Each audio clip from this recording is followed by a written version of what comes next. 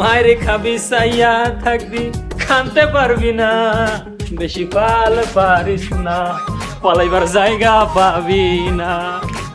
মা শফিক বাড়ি এখন আমগো দখলে। ও মা, মাত্র 50,000 টাকা দিয়া 10 লাখ টাকার বাড়ি দখলে নিয়ে আনিস। সবচাইতে বড় কথা, তেজি বউ আমাগো কাছে হারছে। আমি ডাকাত বংশের মেয়ে, ছোট বউরে যদি মারতে পারতাম তাহলে আরো বেশি ভালো লাগতো। আমার সরার বদলা আমি এখনো নিতে পারিনি।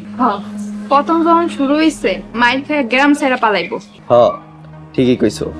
মেম্বার আর চেয়ারম্যান এই তেজি বউর এবার এই ক্যারাম ছাড়াও করব। ওই তেজি বউ বাঘের লেজ দেখ কান চুলকাইছে, এইবার বুঝবো মজা। কে মজা বুঝবো, এটা সময় হলে টের পাইবা। সময় মতো তোর বই টের পাইছে আমরা কি জিনিস।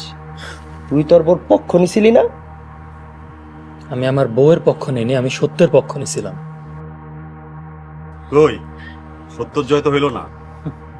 হইব হইব, খুব শীঘ্রই হইব।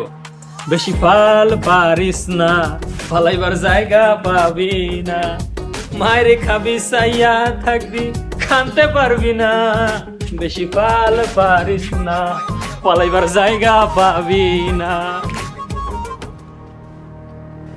মা, ওই সুজনের ব্যবহার দেখছো? ওর বউ হাসছে তো সহ্য করতে পারতেছে না।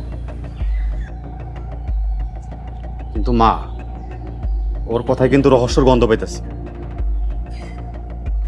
কত বড় সাহস, চেয়ারম্যান মেম্বারের সাথে পাঙ্গা। মা, আমাগো সাথেও পাঙ্গা নিছে, কয় ওই শফিক গোবারি নাকি আমাগো কাছ থেকে উদ্ধার করবো। আর এটা কেমনে সম্ভব? ওই বাড়িতে আমার বোন নার্গিস আছে না?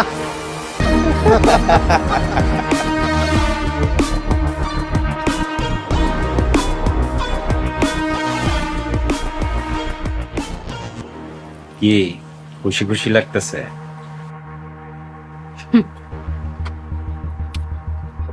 বাড়ি এখন আমার। এত আমার আমার কইরো না, যে কোনো সময় গুটি উল্টে যাইতে পারে। কি কইলি তুই? ওই কি কইলি? চরের কথা ভুলে গেছো? ভুলি না, জীবনেও ভুলবো না, সারা জীবন মনে রাখবো।